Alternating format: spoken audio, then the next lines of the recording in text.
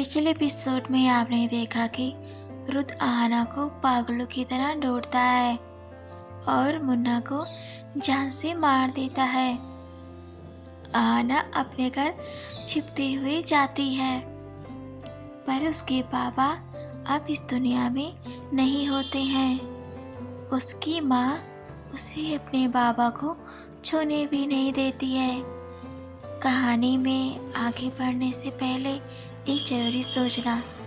अगर आपको मेरी कहानी अच्छी लग रही हो, पसंद आ रही हो, तो मेरे इस चैनल पूजा स्टोरी कॉर्नर को ज़रूर सब्सक्राइब करें, मुझे सपोर्ट करें, लाइक कमेंट शेयर भी करें। इससे मुझे मोटिवेशन मिलती है और भी कहानी लिखने की।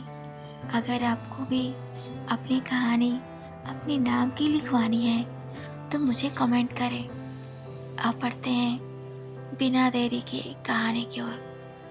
कहानी आगे सुनते हैं। माँ प्लीज़, बाबा के लिए ही मैं वापस आई हूँ। आहना अपने शादी वाले कपड़े और गहने अपनी सौतेली माँ के सामने बैग से निकाल कर रख देती है। उसकी सौतेली माँ सबकी नज़रों में अच्छी बनते हुए बोलती है, देख रहे हो ना आप लोग, इस लड़की के तेवर अभी गए नहीं है। आहना अपनी सौतेली माँ के पैर पकड़ लेती है और बोलती है, माँ कम से कम आज तो कुछ मत बोलिए, बाद में आप सुना लेना। उसकी सौतेली माँ बोलती है, तेरी वजह से मैं विधवा हो गई, तुझे यहाँ रहने का कोई हक नहीं है। तो अभी निकल इस घर से, इस गांव से, मुझे फिर दिखाई मत दे जाना। गुस्से से आहना को जोर से धक्का देती हैं। आहना नीचे ही गिरने वाली होती है तो कोई उसे संभाल लेता है गिरने से। उसकी सौतेली माँ आंखें उठा के देखती है और गुस्से में बोलती है, देख आ गया तेरा आशिक, इसी के साथ तो भागी थी ना। हमारी इज्जत तो तूने वैसे भी मिट्टी में मिला दी थी और आज तूने मेरे पति को भी खा लिया, जैसे अपनी सगी माँ को खा गई। मैं मुझे नहीं खाने दूंगी, जा मर जा कहीं। आहना आंखों में दर्द भरे आंसू लेकर सिसक सिसक के रो रही होती है। उसने एक भी बार नहीं देखा उसे संभाला किसने है। आहना बोलती है, ये मेरे हैं, मेरा इन पर उतना ही हक है आपका है। उसकी सौतेली माँ बोलती है, यार की बाहों में जाकर बहुत ज़्यादा बोलते निकलने लगी है। तभी आसमान में एक गोली चलती है। उसकी सौतेली माँ की आंखें बाहर आ जाती हैं और गुस्सा घोट लेती है। देखती है जिस लड़के ने आहना को संभाला था, उसी लड़के ने आसमान में फायरिंग करी। उनकी जान हलक में आ जाती है और कदम पीछे कर लेती हैं। आहना तब उस लड़के से खुद को दूर करती है। वह रुद्र होता है। आहना उसे देखती है और बोलती है, मैं इसे नहीं जानती हूँ, माँ मेरा यकीन करें प्लीज़। पर उसकी सौतेली माँ कुछ बोल नहीं पाती और खड़े होकर बस रुद्र के हाथ की गंध देखती रहती हैं। रुद्र ने आहना का पता लगा लिया था।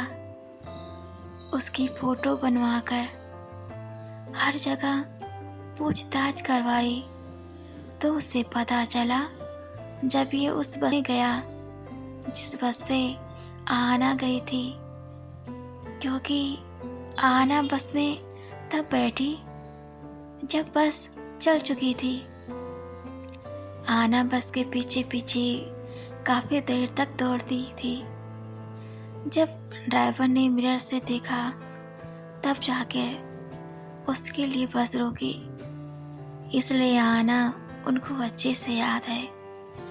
रुद गांव के लोगों से कहता है कि उसका मोटिव किसी को हार में पहुंचाना बिल्कुल भी नहीं, बस में ये देखना आया था कि यहाँ पर भीड़ क्यों जमा है, बस और कोई बात नहीं है। रुद आहना की सौतेली माँ से बोलता है, माँ जी, मैं बस आपसे यही कहूँगा कि आप किसी का हक न छीने। गन की मुँह की ओर फूंक मार के फिर कुछ नोटों की गड्डी आहना के बाबा की लाश के पास रख देता है। कहता है, मेरी तरफ से एक छोटा सा भेंट। ये भी मेरे पापा जैसे ही थे, तो इनके लिए कुछ भी काम होगा तो मुझे जरूर याद कीजिएगा।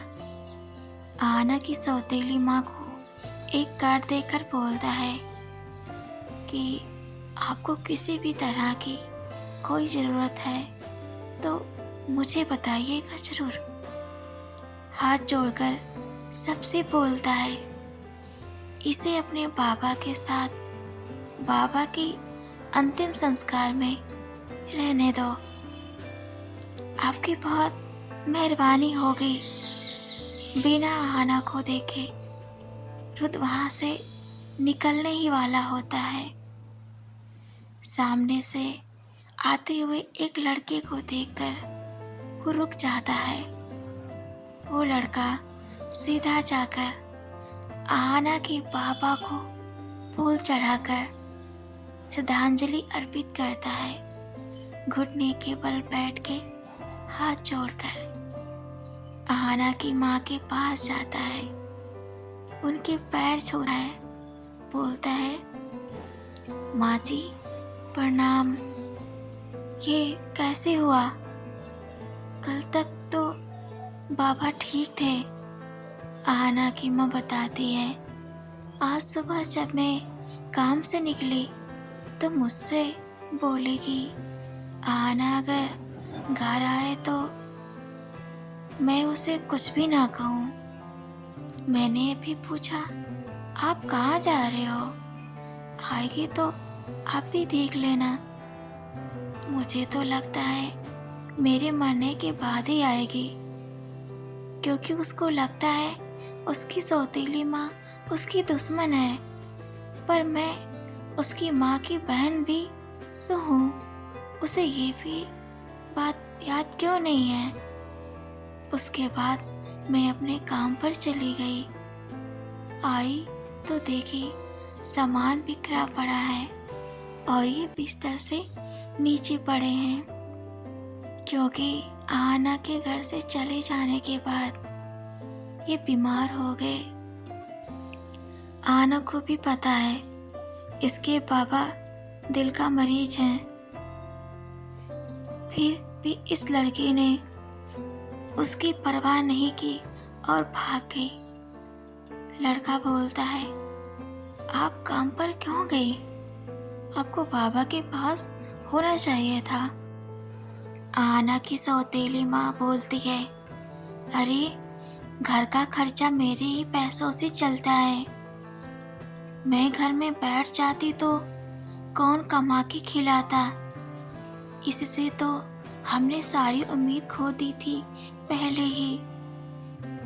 पापा को हार्ट अटैक आया था। आहना जोर जोर से भपक भपक कर रोने लगती है। उस लड़के को इस तरह से बात करते हुए देखकर रुद जेलस फील कर रहा था। फिर वहां से चला जाता है। आहना के बाबा को सब अंतिम विदाई देते हैं। रुद्र ने उस लड़के के पीछे अपनी खबरी को लगा देता है। उसके मन में खलबली मची होती है जानने के लिए कि आखिर ये शख्स कौन है। रुद्र अपने घर को रवाना हो जाता है। उसके कुछ अर्जेंट आ गया था। आहना को वो लड़का गले लगाकर सांत्वना देता है, बोलता है, अब से मैं तुम्हारा ख्याल रखूंगा। बस माँ जैसा बोलेंगी तुमको वैसा ही करना पड़ेगा। उस लड़के के आवाज कोमल और मीठी है, बट बातों में चालाकी भरी हुई है।